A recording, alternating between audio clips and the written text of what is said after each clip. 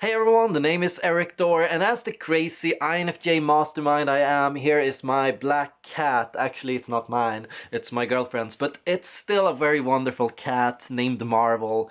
I call him Marvolo Dolder, but, well, that's not the point of this video. The point of this video is just to have a more personal, free-flow improv video where I just talk about myself and my life, what's going on, what I'm doing, what I dream of. And I am here right now in Amsterdam actually, and I don't know why I'm here really or what I'm doing here. I'm here because I'm with my girlfriend and because she lives here and because, well, I like to explore new towns and to see new places. Amsterdam was never really a place where I came just to be, I don't know. I came here in many ways because it was a good place to be.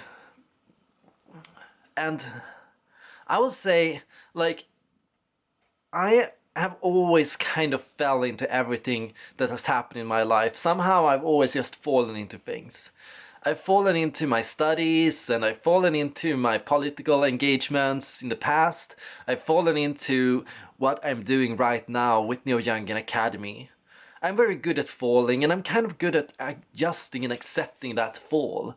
Where you just kind of let your fascination guide you, where you just let something kind of grab you, and when you realize that there's no point in resisting really.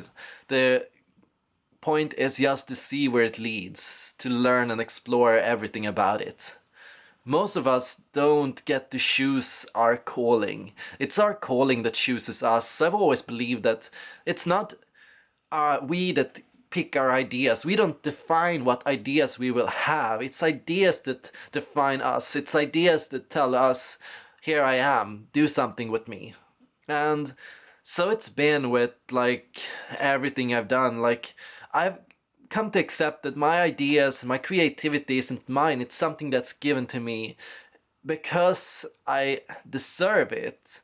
I think in some ways to be creative you kind of have to be in the position where you deserve it, and to deserve your ideas you have to be kind of devoted to them. You have to kind of see them through, you have to believe in them, you have to explore them, you have to be open to them to begin with. You have to be in the right state of mind to become a creative type.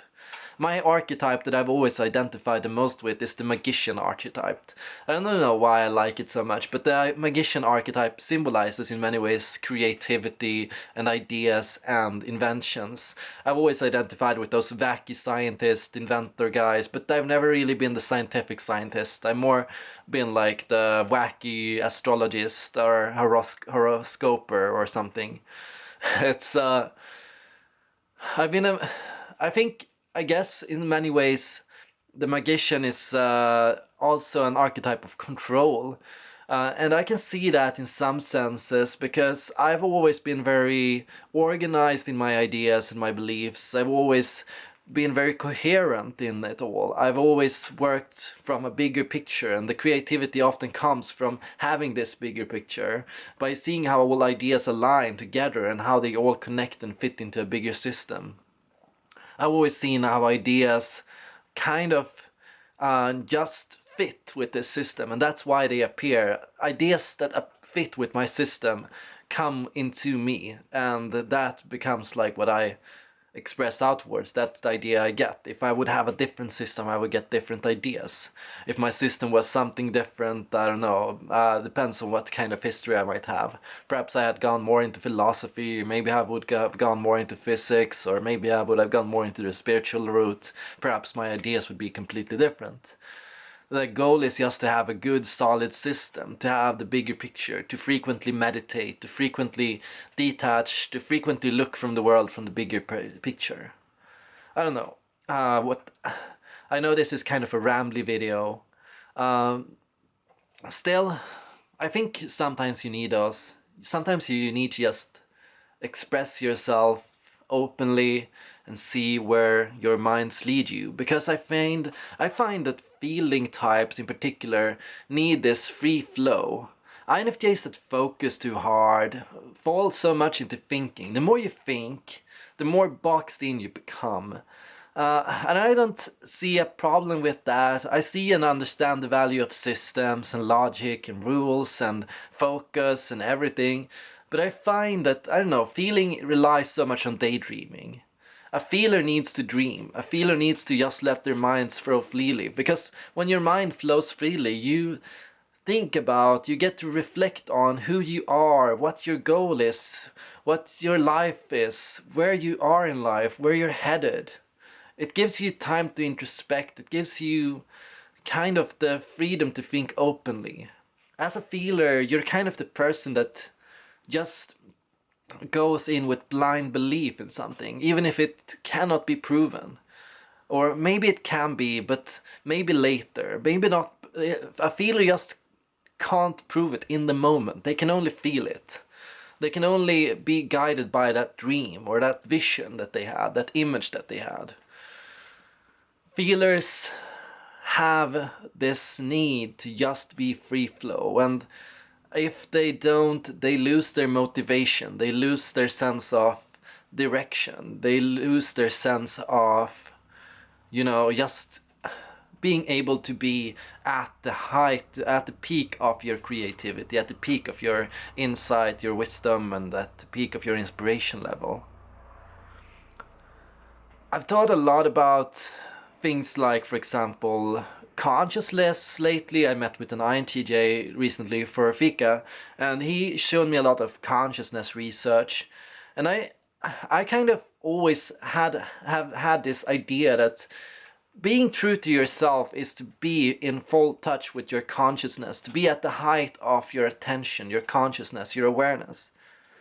The more you come into becoming actualized, the more you come into becoming in touch with yourself, and that's a journey for me as well. I'm not actualized. People say sometimes I am, but I don't feel actualized. I think I'm on the way to being actualized. I don't think it's a solid state you can be at. It's something you reach for. And I find that actualization rhymes with becoming more conscious by becoming more aware. I believe that free will is kind of something you can develop. It's something that you can lose. It's something that you can gain. And I find that it's all about like gaining more willpower, gaining more freedom, gaining more the ability to stick up for yourself, the ability to do and think on your own, the ability to move and make decisions in tune with you.